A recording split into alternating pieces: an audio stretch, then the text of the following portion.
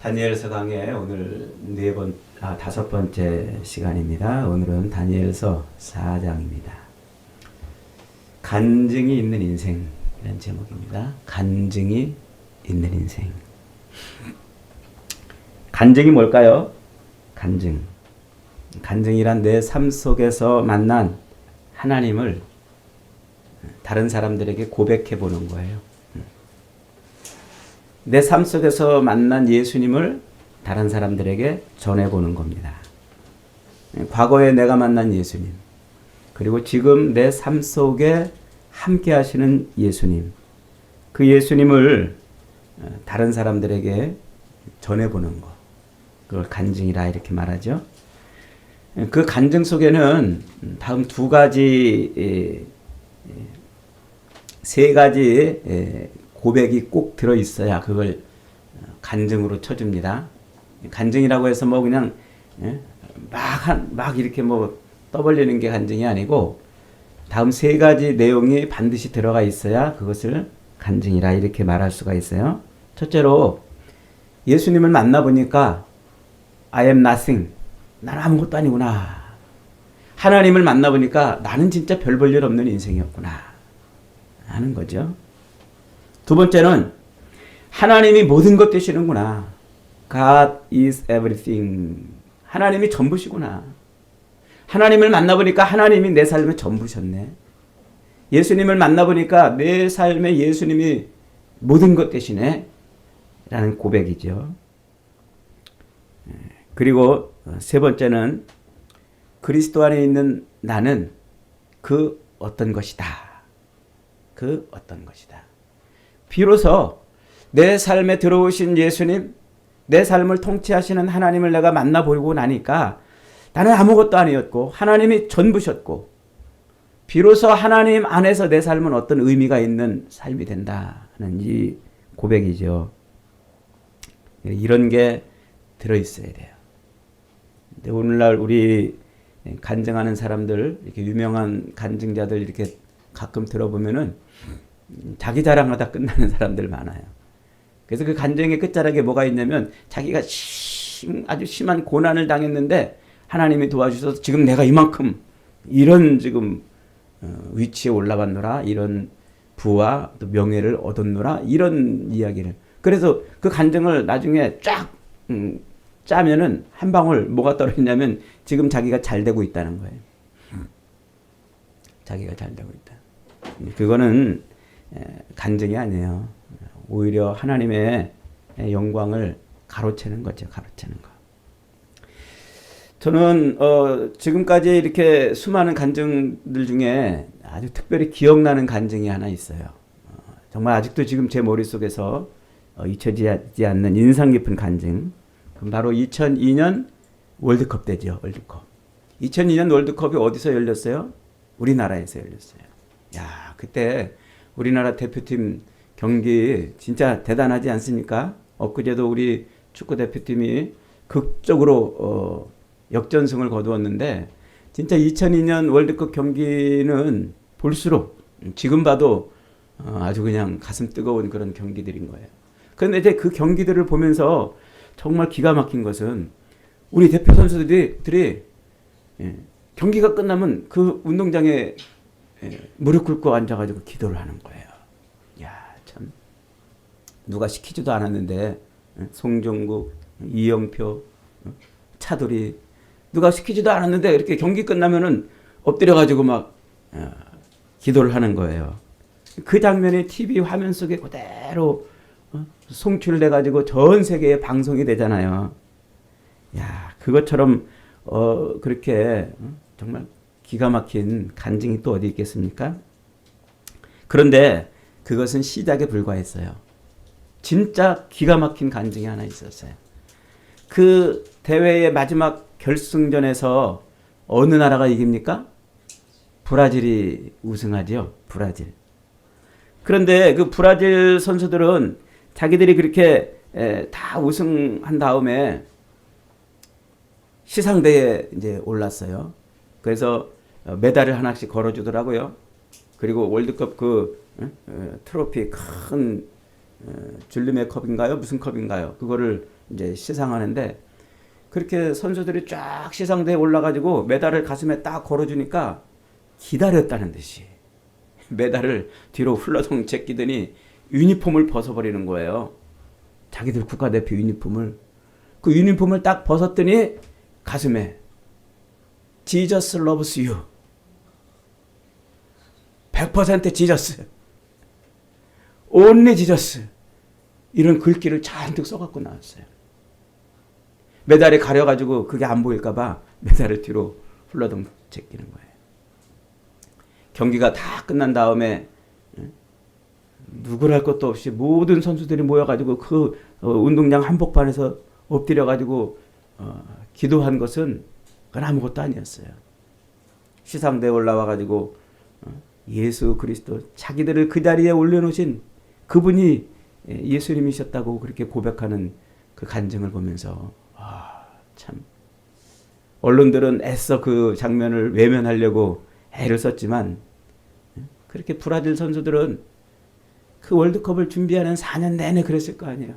우리가 그 시상대에 올라가는 순간 우리는 이렇게 하겠노라.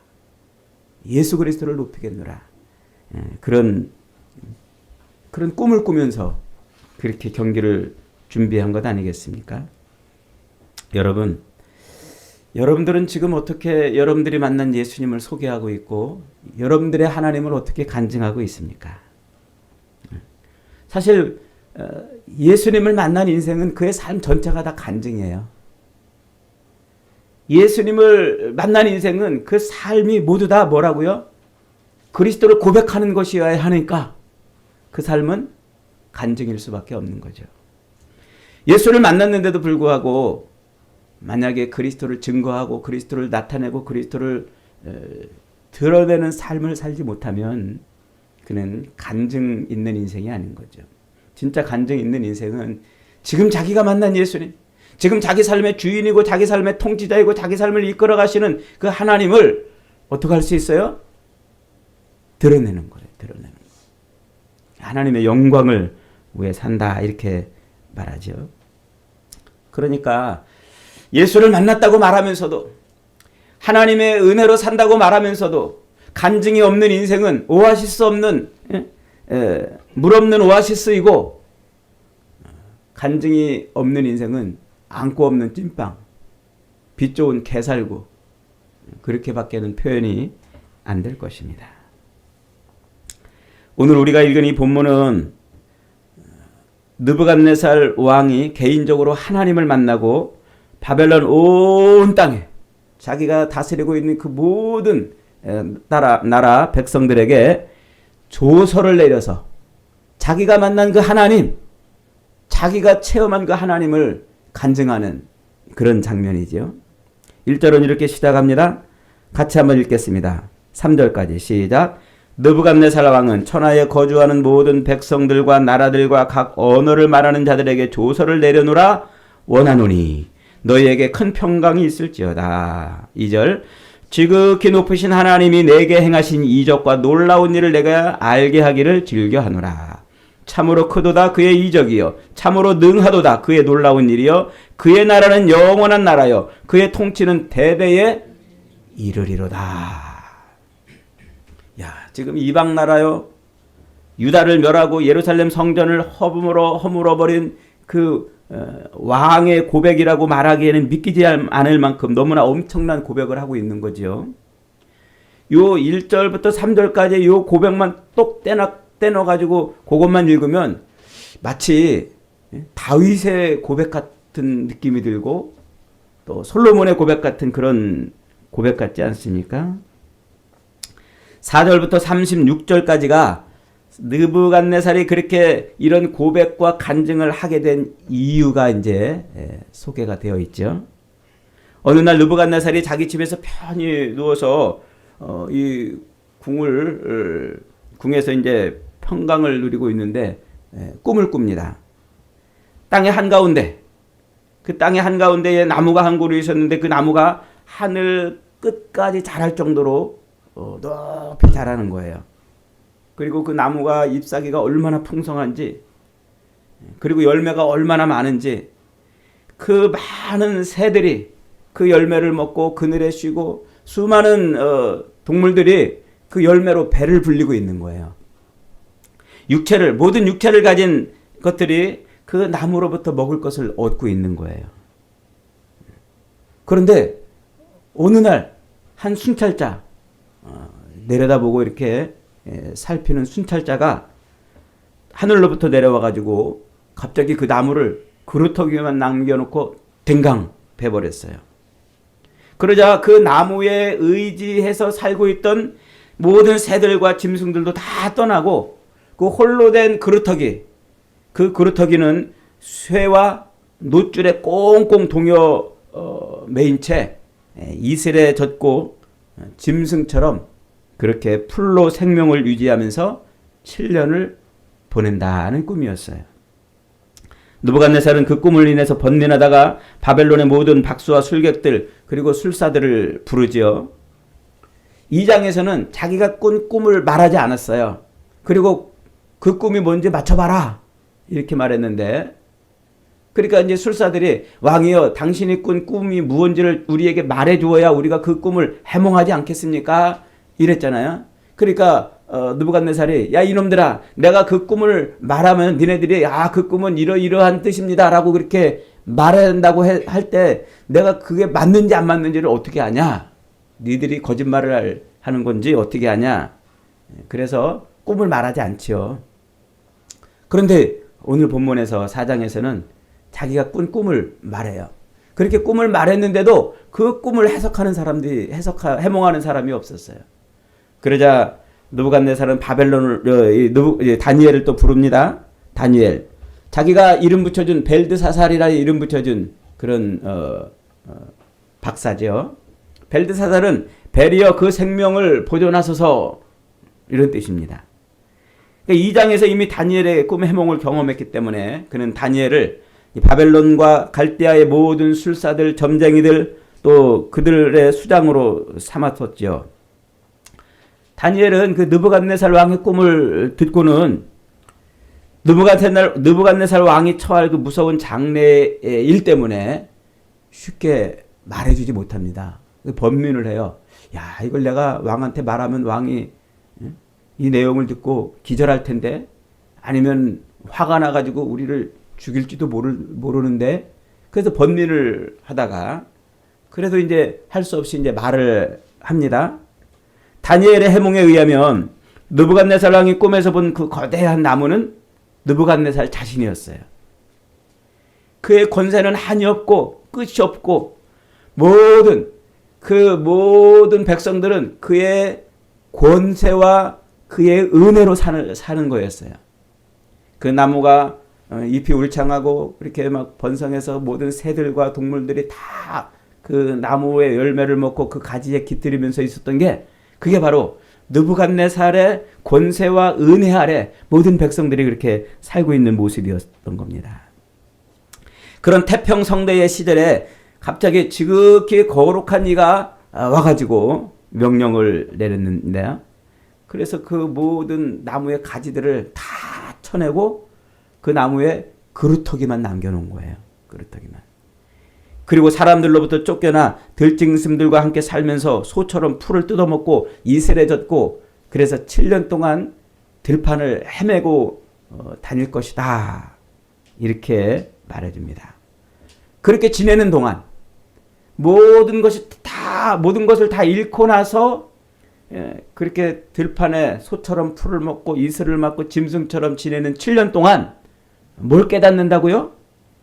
지극히 높으신 이가 사람의 나라를 다스리며 자기의 뜻대로 그것을 누구에게 주시는 줄을 알게 될 것이고, 또 그 나무의 뿌리에 그루터기를 남겨두라 하셨은즉, 하나님이 자기 인생의 뿌리라는 것을 그때 깨닫게 된다는 거예요.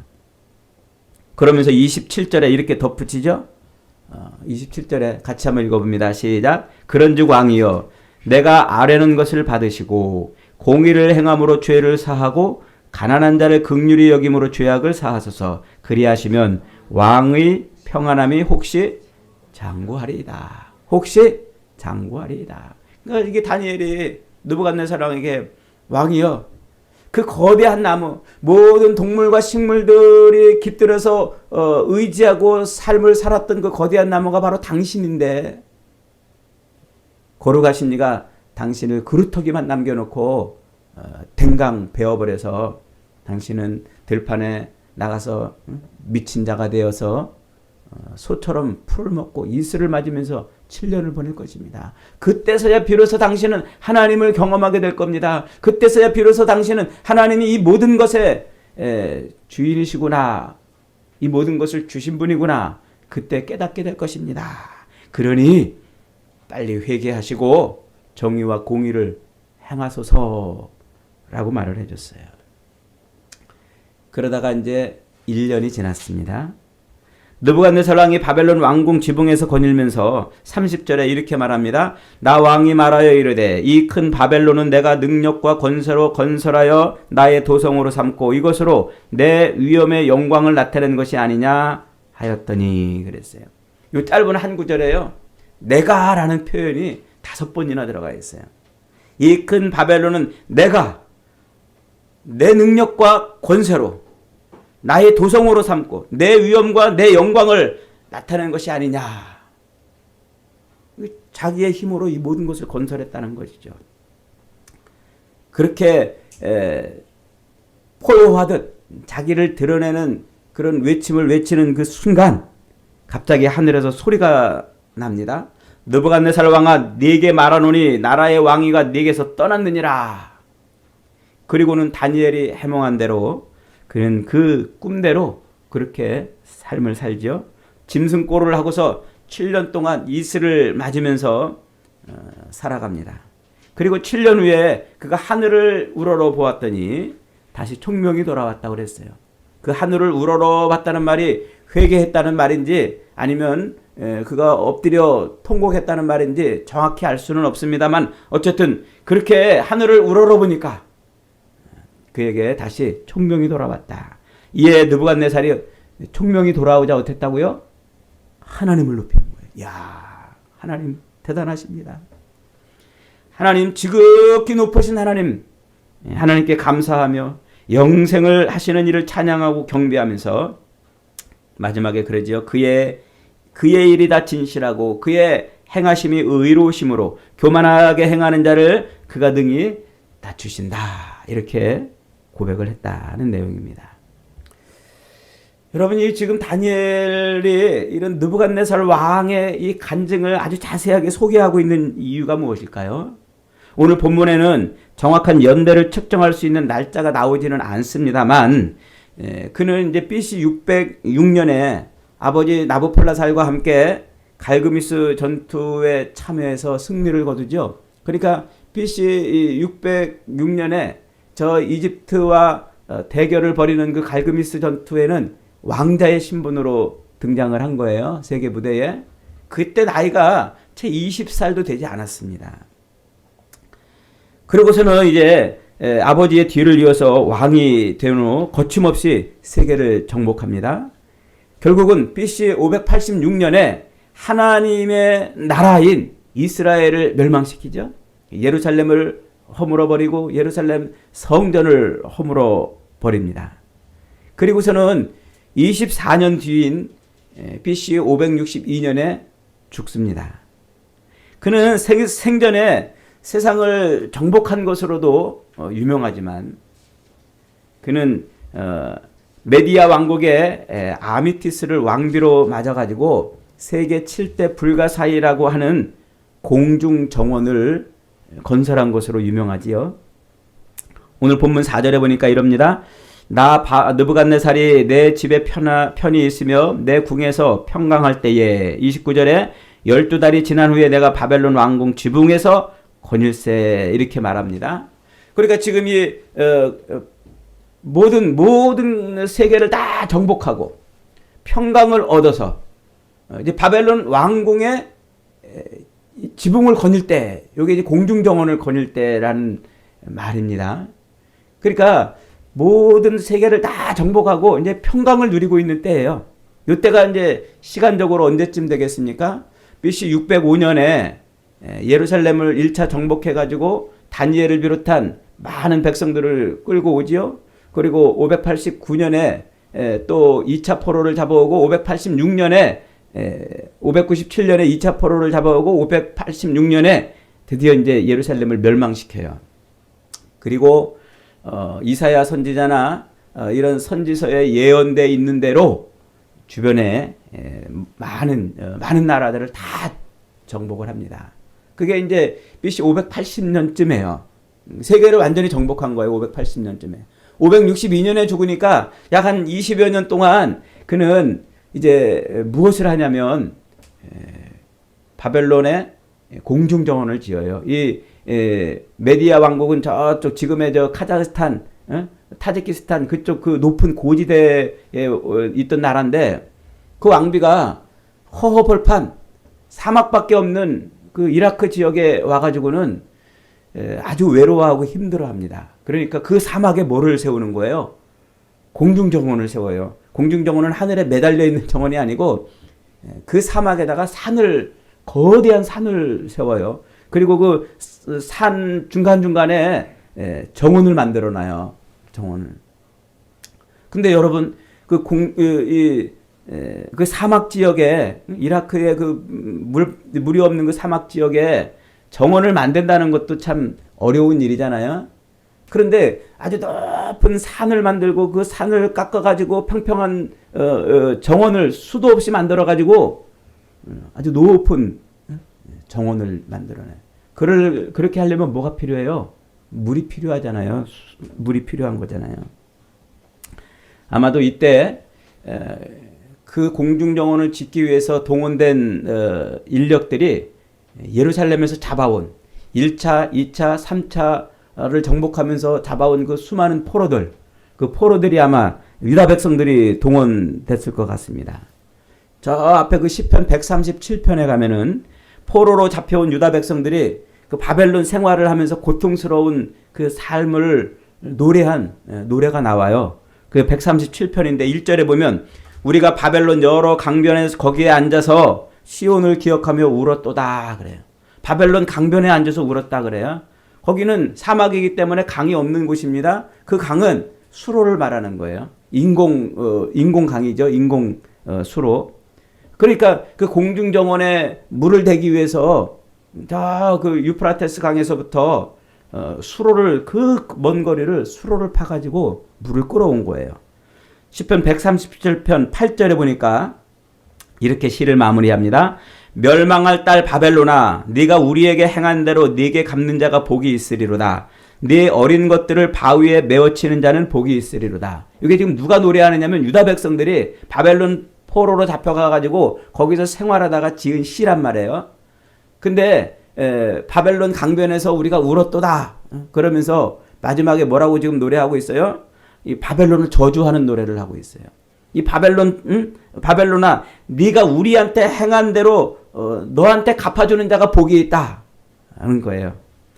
너의 그 어린 것들이 바위에 맺히는 패대기 쳐지는 그런 일이 있으면 좋겠다. 그렇게 너의 어린 것들을 바위에 패대기 치는 자들이 복이 있다. 이렇게 말하고 있어요. 그러니까 예루살렘에 함락돼가지고 바벨론의 포로로 잡혀와가지고 그들이 얼마나 고통스러운 삶을 살았는지를 엿볼 수가 있는 거죠. 아주 그들은 그 땅에 포로가 되어서 노예 생활을 하면서 정말 심한 막 핍박과 고통을 당하는 거예요. 그 바벨론 137편에서 그러잖아요. 바벨론 사람들이 유다 백성들한테 야, 너 노래 좀 불러봐. 너 악기 연주 좀 해봐. 그럽니다. 그러니까 그 바벨론 백성들이 노래를 불러달라고 그러고 악기 연주를 해달라고 그러니까 차라리 내가 죽을지언정 하나님을 노래했던 하나님을 찬양했던 이 악기로 그들을 위해서 노래하고 싶지 않다. 그래서 그것을 나뭇가지에 그냥 걸어두는 그런 결단을 합니다. 그러니까 얼마나 고통스러운 삶을 살았겠습니까? 그런 고통 속에서 그 공중정원을 그 세계 7대 불가사의라고 하는 그 공중정원을 만들기 위해서 물길을 끌어대는 그 고통스러운 삶 속에서 유다 백성들은 무슨 생각을 했을까요? 우리가 믿던 하나님이 어디 가셨나? 우리가 섬기던 하나님 진짜 예루살렘에서 우리가 하나님을 섬길 때는 하나님이 모든 신들의 신이고 왕들의 왕이라고 그렇게 고백하며 살았는데 그분은 지금 어디 계신가? 왜 바벨론의 신보다 이렇게 힘이 없어서 우리를 이렇게 고통스럽게 하는가? 하나님은 진짜 살아계신가? 우리를 이 고통에서 우리를 건지실 분은 아니신가? 그런 궁금증, 그런 의구심이 들었던 거예요. 하나님이 바벨론의 신보다 크신 분이고 하나님이 살아계시다면 저 느부갓네살 그의 손에서 우리를 왜 건지지 못하시는가? 그런 궁금증과 의구심에 답을 주고 있는 말씀이 지금 이 말씀이란 말이에요.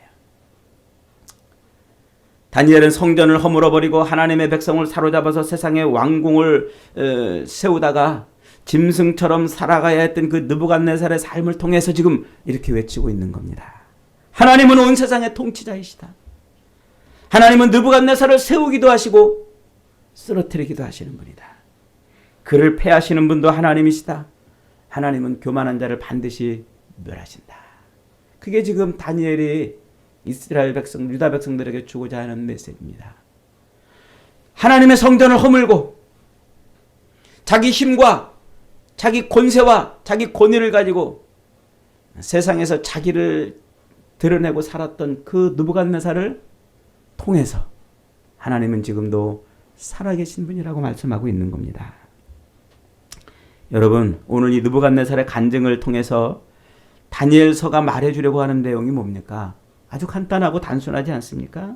첫째로 하나님은 온 세상의 통치자시라는 겁니다. 하나님은 모든 권세를 틀어주고 계신 분이라는 겁니다. 17절 말씀은 이렇게 말합니다. 같이 한번 읽습니다. 시작. 이는 순찰자들의 명령대로요 거룩한 자들의 말대로이니 지극히 높으신 이가 사람의 나라를 다스리며 자기의 뜻대로 그것을 누구에게 주시며 또 지극히 천한 자를 그 위에 세우시는 줄을 사람들이 알게 하려 함이라. 여러분, 하나님이 바벨론의 느부갓네살을 세우기도 하고 허물어뜨리기도 하신다는 거예요. 이 세상의 나라는 누가 다스린다고요? 느부갓네살이 아니고 하나님이 다스린다고 지금 그걸 말해주고 싶어 한다는 것이죠. 세상 모든 나라는 하나님이 다스리시고 세상의 모든 열왕들은 하나님이 세우기도 하시고 폐하시기도 하신다는 겁니다. 하나님이 자기의 뜻대로 그것을 누구에게 주시든지 그 하나님이 하시는 일이라는 거죠. 지극히 천한 자를 그 위에 세우시기도 하시고 교만한 자를 물리치기도 하시는 것이죠. 하루하루 노예의 삶, 그 포로된 고통의 삶을 살아가고 있는 유다 백성들에게 이보다도 위로가 되고 소망이 되는 말씀은 어디 없을 것입니다. 그러니까 지금 하나님은 진짜 계신가? 살아계시다면 왜 우리를 이 바벨론의 신들 밑에서 고통스러운 삶을 살게 하는가 하는 것에 대한 답을 주고 있는 것이죠. 그 다음에 이 느부갓네살 왕의 이 간증 속에서 다니엘은 또 무엇을 우리에게 가르쳐 줍니까? 모든 인생은 풀과 같은 존재임을 잊지 말아라는 것입니다. 그 잎사귀와 열매가 풍성하여 만 백성들을 먹이고 그들에게 신으로 숭배받을 정도로 권세와 부귀 영화를 누려도 한순간에 배임을 당하면 그루터기밖에 남지 않는 것이 인생이라는 거예요. 천하의 느부갓네살이라도 모든 백성들을 자기의 그 권위와 자기의 은총으로 먹여 살려도 그는 하나님이 될 수 없었습니다. 그것은 사실은 다 하나님이 주신 것이었는데 결국 하나님을 하늘의 왕으로 찬양하고 하나님 앞에 엎드릴 수밖에 없는 인생인 것을 말씀해주고 있는 것이죠. 제 아무리 위대한 인생도 한 포기의 풀과 한 포기의 나무를 자라게 할 수 없어요. 오히려 그 풀과 같은 인생이라는 것이죠. 힘겨운 하루하루를 살아가야 하는 유다 백성들도 하나님께 엎드려 살아가야 할 존재임을 다시 한번 깨닫게 하는 거예요. 하나님의 도성에서 하나님의 성전에서 하나님을 예배하며 살던 그 유다 백성들도 어느 틈엔가 그 하나님의 영광을 가로채서 자기의 자랑을 삼고 살았던 그 유다 백성들, 그들로 하여금 너희가 지금 포로로 잡혀와 있는 이유가 바로 그것 때문이라고 지금 말해주고 있는 거예요. 그래서 세 번째로 교만은 패망의 선봉이다 라는 겁니다. 느부갓네살은 바벨론이 근동의 최강국으로 부상한 것이 순전히 자기의 능력과 자기의 힘과 자기의 권세 덕분이라고 생각했습니다. 그래서 그는 자기의 그 모든 권세와 능력과 힘을 가지고 지금 세상을 이렇게 지배하고 있고 그 세상에 있는 모든 백성들이 자기 때문에 먹고 산다고 생각을 하고 있었던 거예요. 그런 교만을 하나님은 내치셨습니다. 그는 갑자기 정신이 나가 미쳐버렸습니다. 사람들 중에 쫓겨나 들짐승과 함께 7년을 거하게 됩니다. 누가 느부갓네살에게 그런 일을 행하게 했다고요? 25절 같이 한번 읽습니다. 시작.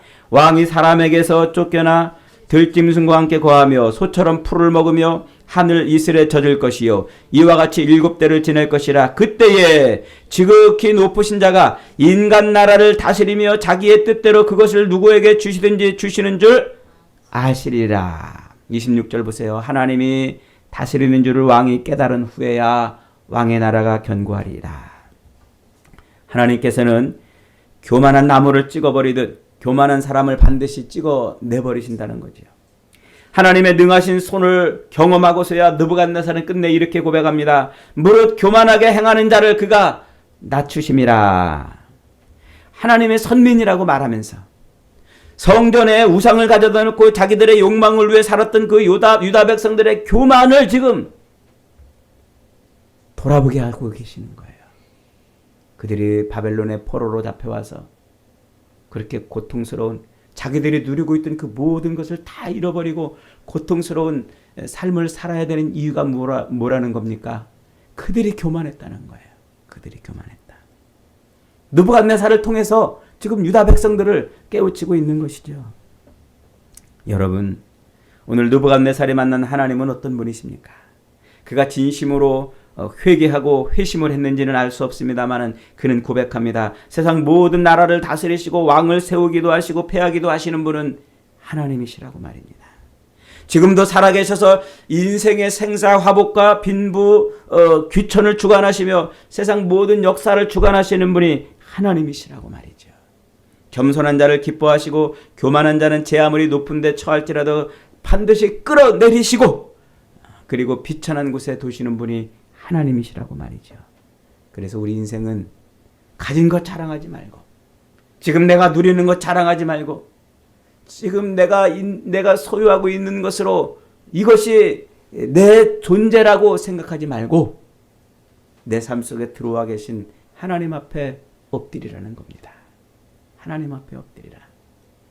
유다 백성들은 자기들이 하나님의 성전 앞에서 하나님이 자기 인생의 모든 것이라고 고백하면서도 실제 삶은 어떻게 살았다는 거예요? 자기 욕망을 위해서 살았다는 거예요. 그래서 성전을 허물어버리고 하나님의 백성을 포로로 잡아왔던 그 느부갓네살을 통해서 유다 백성들의 모습이 지금 그랬다는 거예요. 너희가 성전을 헐어버리고 교만하게 살았다고 지금 말하고 있는 것이죠. 성전을 허물고 자기 왕궁을 세우며 자기를 위해 살았던 느부갓네살의 입을 통해서 그 간증을 통해서 하나님은 지금 우리에게 말씀하고 있는 겁니다. 하나님의 성전을 허물어버리고 자기 욕망과 욕심과 자기를 위해 살아가는 그런 우리를 향해서 지금 우리의 교만을 깨트려버리고 하나님 앞에 엎드리라고 말하고 있는 것이죠. 여러분, 우리의 인생 가운데 정말 예수가 들어오셨습니까? 하나님이 저와 여러분의 인생 가운데 정말 들어오셨습니까? 예수를 만나면, 살아계신 주님을 만나면 모두가 다 간증이 있는 인생으로 변하는 것 아니겠습니까? 사마리아 우물가에 서 있었던 그 모든 것이 부끄럽고 창피했던 그 여인도 주님을 만나자 자기를 놀리고 비난했던 그 사람들에게 다시 돌아가 와보라, 내가 메시아를 만났노라, 내가 주님을 만났노라 고백하지 않았습니까? 아쉽게도 오늘 이 땅을 살아가는 수많은 성도들은 이 땅에서 하나님이 자기 인생의 주인이라고 예배당 안에서는 고백을 하는데 어느 틈엔가 예배당 밖을 나가면은 하나님의 예배당 성전을 허물어버리고 자기 욕망을 위해 살아가고 있습니다. 그리고 조금 성공하고 조금 가지고 조금 누리면 금방 그 모든 공을 하나님이 아닌 자기에게로 돌려버리고 살아가고 있는 것이죠. 여러분, 그래서 성경은 우리에게 자꾸 성공이 고난보다 못하다고 말하는 거예요. 때로 고난이 성공보다 우리 인생을 더 아름답게 한다고 그렇게 말하고 있는 겁니다. 왜요? 우리 고난을 통해서 우리가 하나님을 보게 하시기 때문에 그런 겁니다. 사랑하는 여러분, 하나님 지금도 살아계신 줄 믿으시기 바랍니다. 우리 인생의 모든 것을 주무르시는 분이 하나님이십니다. 그러므로 여러분, 하나님의 성전을 허물어버리고 자기의 아성을 쌓으려고 이 땅을 살아가는 것이 그리스도인이 아니라 내 속에 들어오신 그 예수를 증거하고 내 삶의 통치자가 되신 그 하나님을 드러내는 것이 저와 여러분의 인생인 줄 믿으시기 바랍니다. 오늘도 그렇게 저와 여러분의 삶 속에 역사하시는 주님을 간증해 보십시오. 주님을 드러내 보십시오. 많은 사람들에게 내 삶 속에 들어오신 예수님이 나를 이렇게 변화시키고 나를 이렇게 바꿨노라고 내 삶을 이렇게 만들어 놓으셨노라고 그렇게 간증해 보십시오. 그러면 2002년 월드컵 때 그 기회를 살렸던 수많은 그리스도인들 선수들처럼, 그리고 수가성 여인처럼, 그리고 지금도 곳곳에서 그리스도의 이름을 증거하는 수많은 간증자들처럼 저와 여러분의 인생도 그렇게 하나님이 들어 쓰실 것입니다. 느부갓네살 왕조차도 하나님이 그렇게 하셨다면 오늘 저와 여러분을 하나님이 그렇게 못하실 이유가 어디 있겠습니까?